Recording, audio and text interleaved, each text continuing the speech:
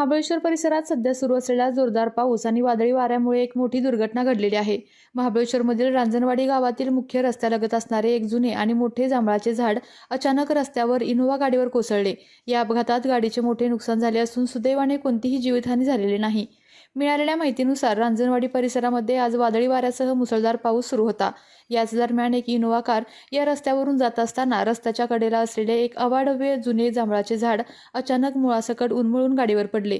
झाड थेट गाडीच्या टपावर पडल्याने गाडीचा काही भाग दबला गेला, मात्र सुदैवाने गाडीतील चालकाला कोणतीही गंभीर दुखापत झाली नाही।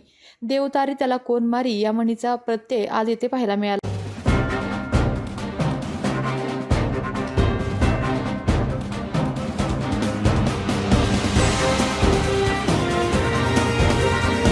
आपल्या तालुक्यातील जिल्ह्यातील बातम्या सर्वप्रथम पाहण्यासाठी आजच सातारा न्यूजला YouTube चॅनलवर सबस्क्राइब करा, लाईक करा, शेअर करा आणि बेल आयकॉन प्रेस करायला विसरू नका।